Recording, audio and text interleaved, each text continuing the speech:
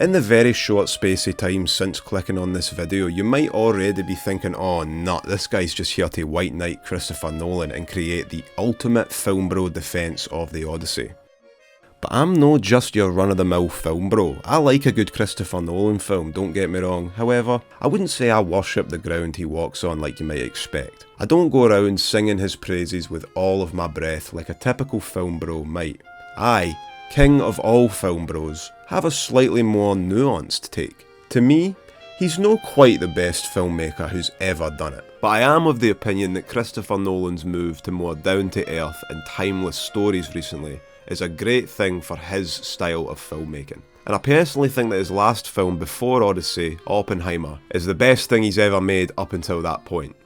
On the flip side, I was never too keen on the overly cerebral, crazy, non-linear, borderline batshit plots of Inception and Tenet.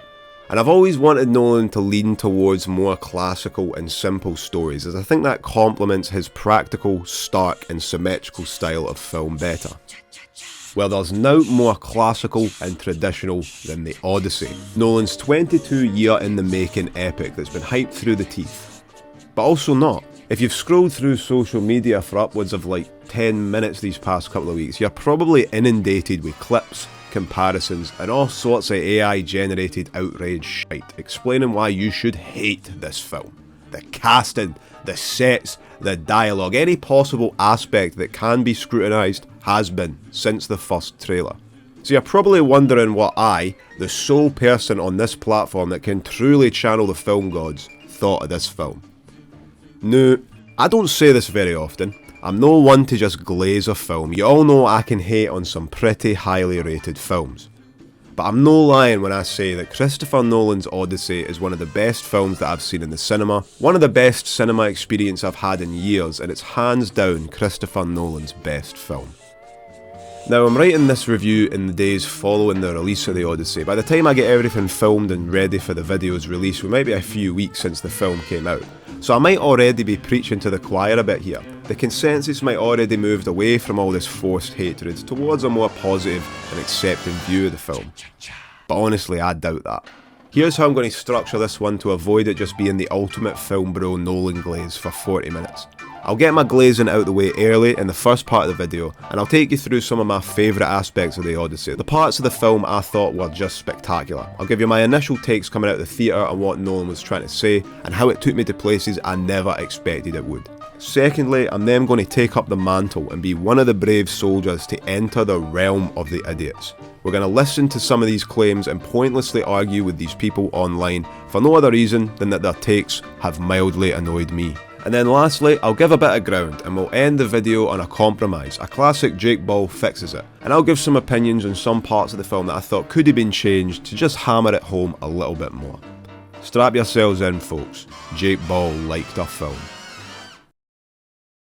So welcome back to the insight and all that. I've been clearing up my schedule for this film. I've been really excited for it. Like I said, I'm not as much of a Christopher Nolan fan as you might think. I singled out Oppenheimer in the intro, but my favourite is probably Dunkirk actually. Movies like Inception and Tenet really just confuse me. Mainly just I'm too stoned and stupid to understand them half the time, but I kind of just find them a bit preachy as well, a bit too dialogue explain heavy. Inception especially has no through line, it plays just like a sketch comedy show, but instead of comedy it's just sketch after sketch of special effect and then character trying to explain what just happened to you. What I actually really enjoyed was seeing Nolan move to films like Dunkirk and Oppenheimer, because I feel like that grounds his filmmaking a lot more. He was less inclined to waste time with pointless over exposition asides, and the non-linear structures his stories often take made more sense to me when framed in this familiar historical context. So the question we need to ask ourselves now is, does the Odyssey continue that trend? What did I like about this movie? Well, firstly, if we can agree that grounded Nolan is the best Nolan, then I thought the Odyssey could go one of two ways. Either Nolan will get beside himself with overly explaining certain aspects of the Greek myth and make it overly cerebral and difficult to follow and just be filled with boring dialogue and exposition. Or the direction I was hoping for was to see Nolan do to Greek mythology what he did to Batman comics, bring it as close to reality as possible, make it gritty, dark and intense. Now, I'll admit when I started the film, for maybe the first 30 minutes, I had my head in my fucking hands thinking, oh no, this is just the former, isn't it? This is the first one. Just people saying long names and rooms and dynasties and fucking crowns and thrones and oh. But then we hit Matt Damon on that beach, and the Odyssey itself begins. And man, right after this part, you are just locked the fuck in. I'm going to put a spoiler warning here. If you want to just see me argue with idiots, then skip to this time code. I think the second that Cyclops entered that cave was when I knew that Nolan had heard my calls and knew that from here on out we were in for a fucking wild ride. This was exactly the vision the film gods had given me, the sacred second path of Nolan that can really make a fictional classic, often kinda cheesy tale seem as real and as believable as possible in the context of the world Nolan creates. I absolutely loved how the Cyclops was depicted. I know a lot of people were pissed that the whole nobody thing wasn't in it, but I'd argue that Nolan manages to get across the entire point and message of that scene from the original text without dialogue in this adaptation. What I loved is that the Cyclops just appeared to the audience and to the soldiers at first as a wild, untamed animal, a beast that's just part of this high fantasy world naturally. I must admit, the more I picture this version of the Cyclops and the men talking and doing the whole nobody thing, I get why they didn't include it in the end. I think even in half-decent adaptations of the Odyssey, this scene can come across as a little bit goofy and Disney Plus, if you get me.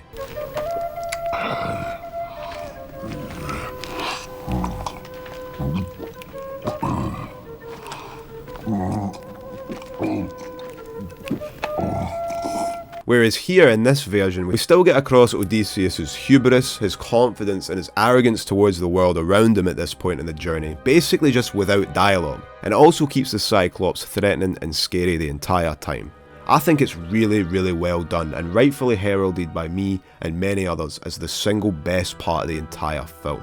The more grounded and realistic approach extends across all of the more mythical and fantastical aspects of the Odyssey as well. The best example is probably how they handled Athena, as the plot twist that comes at the very end really recontextualizes her entire character and the role of the gods themselves in this universe. What I got from it at least is like, gods in this adaptation are much more metaphorical and spiritual. Figures we look to for guidance and forgiveness, but aren't necessarily real in the traditional sense. They're simply manifestations of our own problems and sins.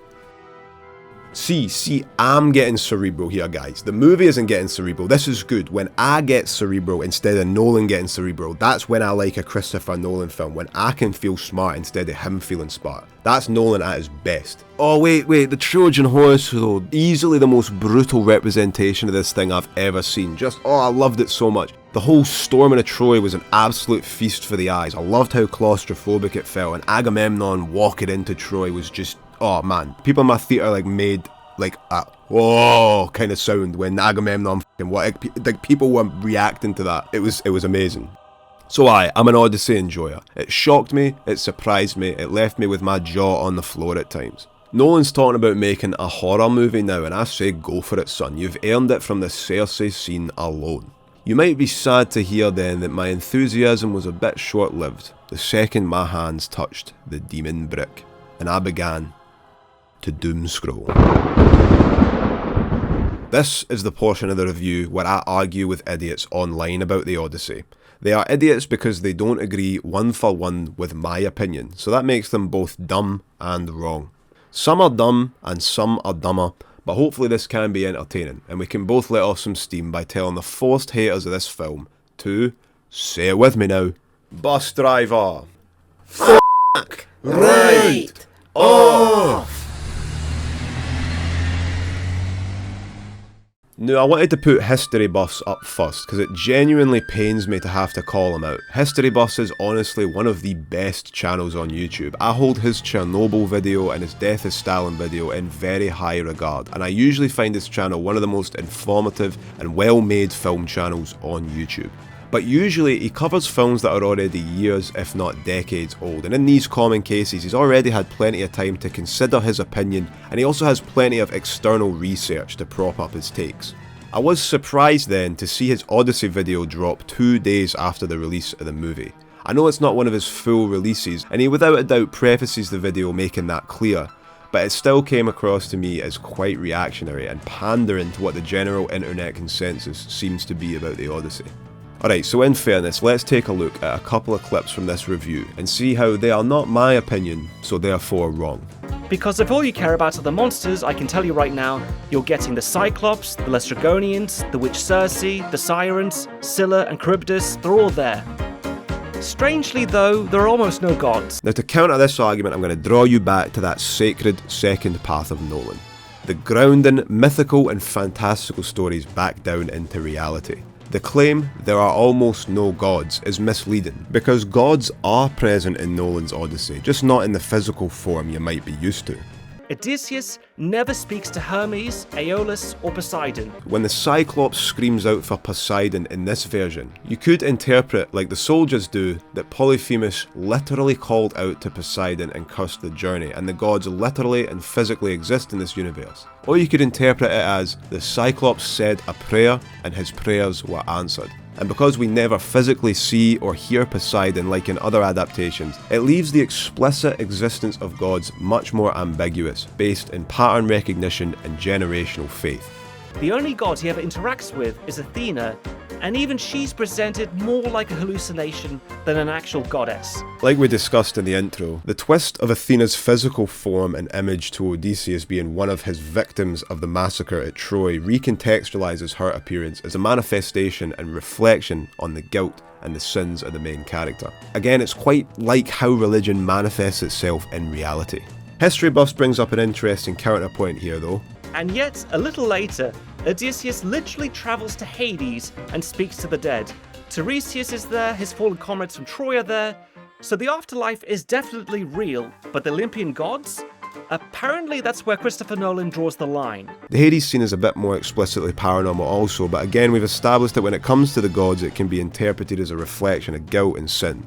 I'm willing to give up some ground and say maybe those scenes got a little bit too far into high fantasy, but at least for me it didn't ruin the realistic atmosphere and tone of the movie overall.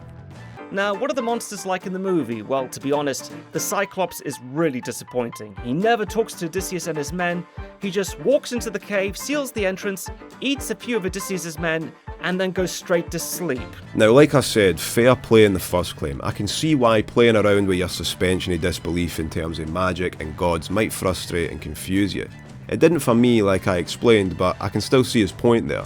His take on the Cyclops are where he really starts going off on an opinionated deep end, and it's the main reason he ended up in this video. Let's hear his summary of the scene again. He just walks into the cave, seals the entrance, eats a few of Odysseus' men, and then goes straight to sleep. I cannot even fathom how you could boil one of the most impactful, jaw-dropping and intense scenes in the whole film to that. This scene had me clutching the edges of my cinema chair. It's dripping with tension, the special effects look spectacular and terrifying, the artistic influences, the lighting, History Buff's take of he just walks into the cave, seals the entrance, eats a few of Odysseus' men, and then goes straight to sleep. Which if you're sat like me in the theatre completely hooked by this part, the dumbing down comes across as really disingenuous at best. If I didn't know any better, I'd say History Buff's nipped to the pisser during this scene and just based his take off what he saw of the Cyclops in the trailer. In the original story, it's much more interesting. Odysseus actually talks to the Cyclops, he gets him drunk on wine, and then blinds him while he's asleep.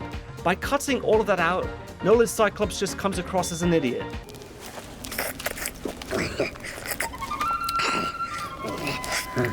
In the original story, it's much more interesting. Much more interesting is an opinion. To state it like a fact and think that your opinion is the only take people might have is a bit crazy. I mean, who does this guy think he is? Me? But if there's one thing Nolan is always criticised for by everybody, including me, it's his lengthy dialogue exposition scenes. This, I've already established, is the reason I don't like Inception. So here Nolan is doing one of the most iconic scenes in one of the most iconic mythical stories and getting the point of that myth across almost entirely without dialogue. And yet the 1997 one is much more interesting just because he talks. I agree with Nolan, the nobody pun would not have worked in this adaptation. I think Nolan's take is much more interesting because we see Odysseus' hubris, we see his arrogance, we see how he views himself above the natural world through his actions rather than through his words. His overconfidence, his aggressive nature from Troy manifest here as we stab first, we ask questions later. and that ends up putting him in harm's way more often than not until he learns to be better, to be kinder, to be more compassionate as a true leader should be. The grand set pieces in this movie do a great job of layering that theme on top of each other, framing Odysseus' choices as an extension of the tyrant mind that destroyed Troy, making him much more interesting as a character. I'm going to move on from history buffs shortly though, because although he does make some claims I found to be kind of honest, I found the video overall to be a response and a reaction to the internet controversy rather than the movie itself. He starts going off about the historical accuracy in the back half. That's something we're going to be seeing a lot while we're arguing with these people. Now, it really should go without saying that if you went into this movie looking for an accurate historical depiction of ancient Greece and thought it would be true to the work of Homer, you know what we have left of the work of Homer to be true to? This. Homer himself is so fucking old that we're not even sure if he was one single person or the name of a collective group of poets and theatrical writers from the time. Therefore, every single Odyssey adaptation or translation you've watched or read has been imagined, adapted and interpreted across hundreds of years by thousands of different authors. I mean, look at this. To complain in the first breath that the Cyclops doesn't talk enough, and then in the very next breath, your next complaint is that Agamemnon's armour isn't historically accurate enough. Like, which one do you want here? Do you want fantastical or do you want historical? So I hope we can get rid of this "it's not faithful" or "it's not how I think ancient Greece should look like" argument in our next. Now, it's maybe a bit of low-hanging fruit here, as this guy's just some random dumbass TikToker that popped up during my most recent doom scroll. Next, here are the top 5 biggest unnecessary changes in Christopher Nolan's The Odyssey from the original poem. The Cyclops actually spoke English to Odysseus, and his crew got the Cyclops drunk enough for him to ask Odysseus what his name was. Then Odysseus outsmarted him by telling him his name was Nobody. In the movie, they can't even understand the Cyclops, and they just blind him with a stake while he's sleeping, and Odysseus just shoots a random arrow at his eye, which is undeniably just not as good. Already said my opinion here, this Nobody shite is dumb. It works better on paper rather than on screen, and it's in no way undeniably not as good. I fucking hate this. Much more interesting. Undeniably not as good. What the f? Of course we got the ending, which is different in my opinion in the best way possible. And instead of reclaiming the throne, he chooses to go into exile with Penelope and create a new life with her, leaving his guilt behind and letting Telemachus take the throne, which is genuinely just a much more beautiful ending. To give him credit, I'm glad he actually tried to compromise on the things he liked, rather than just grasping at every straw possible, trying to shit on every individual aspect of the film. And you'll be surprised he doesn't bring up the casting one single time, which really did surprise me. His comment section already roasted him better than I could ever. Also, I saved this video to my phone, and now my algorithm thinks that I'm like a proper ChazzClips fan. So I caught this gem. The top 5 best historical or just feel like historical epics I've ever watched after watching The Odyssey. Up first, we got Mel Gibson's Braveheart, and this movie is just peak all the way through and the definition of a perfect death. Man, I really wanted to just skip this guy. He's the absolute worst of the worst we have here today. His video came from the very depths of Tartarus. It is horrendous. Unlike history buffs or even Big Chaz, this lad makes absolutely no attempt to deconstruct any specific scenes or aspects of the film he didn't like, and instead just makes sweeping generalizations about how his anti-woke mind interpreted the movie. And like you can imagine, the whole review just boils down to him saying, "It's DEI," or "It's anti-man." And I want to argue against this, I really do, but he might be even lower hanging fruit than Chaz was. I could literally deconstruct this entire video by just playing clips and sticking this image up. And I would be remiss if I didn't mention our brothers and sisters who are history enthusiasts who were pointing out the inaccuracy of the armor and, I don't know, the Viking ship that apparently identifies as a Greek ship. And just like that, the Odyssey dived headfirst into the culture war. There were criticisms from many, including Elon Musk, and the unthinkable happened. A Christopher Nolan film was ratioed on YouTube, leading many to believe that this film would be a flop based on everything they've seen from Hollywood over the last. Eventually, the corporate critics and influencers were allowed to see the film, and unsurprisingly, the corporate critics and influencers overwhelmingly love it. And once again, I'm going to have to differ with the corporate critics and maybe most of humanity. Also have to consider that they radically changed the character of Cersei so they could really lean into what is a through line in the film. Toxic masculinity. And as you can probably expect, his biggest issue is with the casting. Swineherder Aeneas, played by the Colombian John Leguizamo, played by Zendaya, and I have to point out, unlike Lupita Nyong'o playing Clytemnestra and Helen of Troy, Elliot Page playing Sinon, and this guy playing H-1B Greek, credit where credit is due, within the story, they do explain why Athena looks like this. Yeah, that's not on, is it? What I said, it's not all right, is it? Well, no. Yeah, if you think that and say those things, you're a racist, aren't you? You're sure he's a proper... You know, it wasn't just racist horseplay. If there really needs to be an argument in favour for the casting and the spread of nationalities across the cast, here's mine. To me, it's fairly obvious that by casting a Colombian actor, a Mexican-Kenyan actor, American actors, British actors with Indian heritage, South African actors, rappers, a trans actor, Christopher Nolan is clearly trying to make his version a worldly and international take of the Odyssey. Nolan has even said that this story is universal, and I think he means by that he doesn't see it as having one race or a homogenous culture around it. It's a tale that can be enjoyed and understood by every single person on Earth, regardless of their background, their nationality or race. So that's going to be my rebuttal of the casting argument at least, and basically of Nerdrotic's video, because that's all he goes on about. I wouldn't go out and watch this one if I was you. Of course, it's already the most viewed one of them all, so he really doesn't need any more attention, to be honest with you.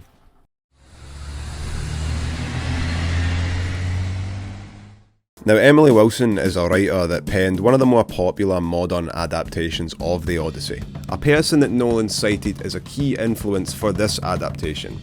Now, from the media coverage, I was surprised when I read the full article and it wasn't quite as scathing or as critical as I had first thought. It does have its positives, and it ends on a somewhat cheerful note about Nolan using his influence and the buzz around film to get people back into cinemas and encouraging young people to study the original Greek myth. I really can't argue with much of this review as it's very opinionated and it's hard to really lock down what she actually thought of the overall film. She rarely picks apart specific scenes and instead makes a lot of sweeping claims and generalisations about Nolan as a writer and as a person.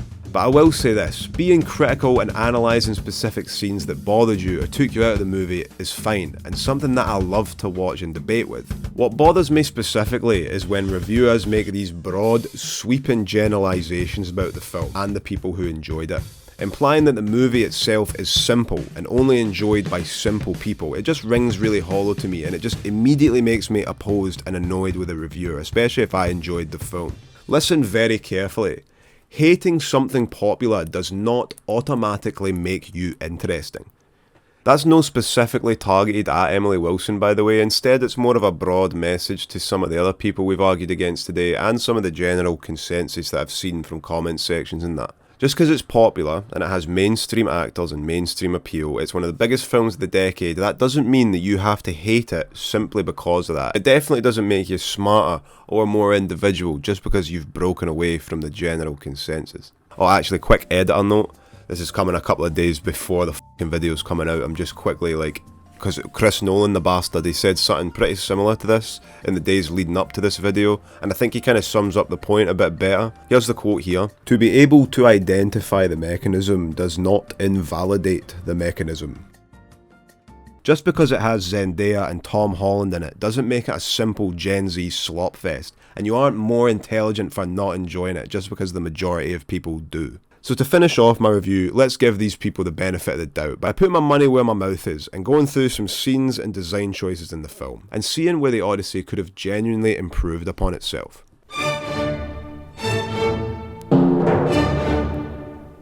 Now, it's worth quickly shouting out a couple of people who didn't prove themselves to be idiots and released exemplary, film god approved reviews that broke through the mould of outrage.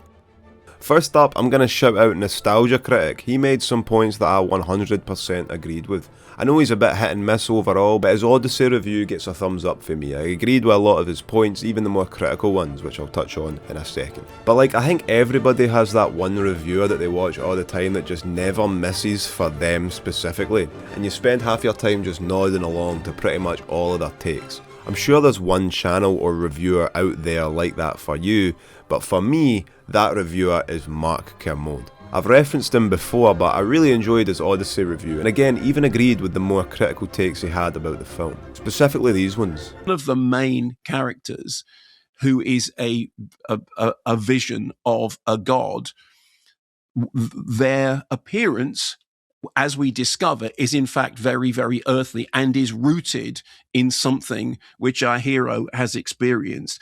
And it's also, and I think you can say this in the same way as Oppenheimer is, and arguably so is Inception, it's a film about guilt. And if there are gods in this story, they're the elements, they're the storms, that's how you would experience it. So his praises seem to line up quite similarly to mine. As for his critiques, let's go through them one by one. I thought it started poorly. I thought it started in somewhat plodding fashion. Stories within stories, yes, but an awful lot of front loading. I agree with this. I thought that in the cinema I wasn't really locked in until I saw Matt Damon on that beach with Calypso. And when he recounts his story and the actual Odyssey begins, that's when the film really kicks off. If I had my way, I would have started the film there and sprinkled some of the opening exposition in throughout. I'm sure there's going to be a re-edit of this film that can sort out that slight opening slog and make it a bit more enjoyable on rewatch. It was just like, this is astonishing. This is astonishingly good. And then I thought it lost its mojo a little bit again. And I became quite conscious of the fact that I think it's at 2 hours 50, I'll be honest, I think it's 25, 30 minutes too long. But then again, it's like, yeah, which 30 minutes you're going to lose? I agree with this too. I think the tension at the end goes on a little bit too long. Some scenes could have done with being cut down to keep that pacing high. I do like how it makes you wait for the satisfying conclusion, but I was getting to the point where I was like, for fuck's sake, fight already. Oh, and quickly, one last thing before we say goodbye to Kermode. I was going to give one of my psychic Oscar predictions to Samantha Morton this year. I got it right last time with Sean Penn, but Kermode already beat me to the punch here. Mm-hmm. But in that sequence, firstly, Samantha Morton, I'm sorry, if she doesn't win an Oscar, I will eat my hat in Werner Herzog Eats His Shoe manner. Alright, so I can agree. The film's a bit too long. It's maybe a bit poorly paced at the start and at the end. Like I said, a re-edit is probably going to go hard. But if I did have one major complaint, and my god, I'm going to sound just like all these arseholes here now, but my biggest problem was with the casting. The casting of Matt Damon.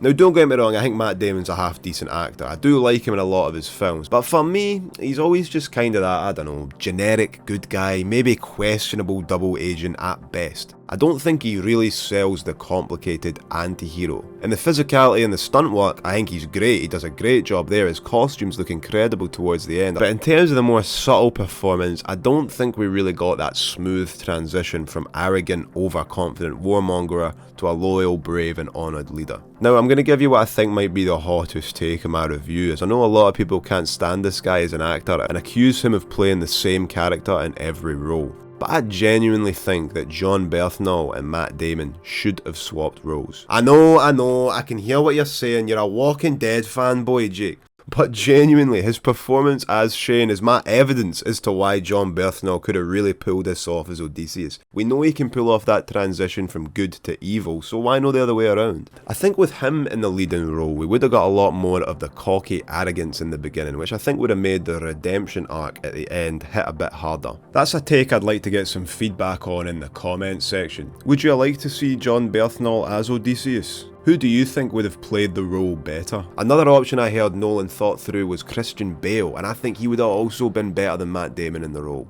Like I said, he's no shit Matt Damon, but I think I would have wanted an actor who we know can do mean and nasty really well, as I feel Matt Damon never really comes off as sadistic enough or enough of a prick as the script seems to imply that he should. But other than a few wee tweaks here and there, I think you'll be hard pressed to find many faults in this one, unless you're looking exclusively for historical accuracy, like some people apparently thought they'd get out of this film.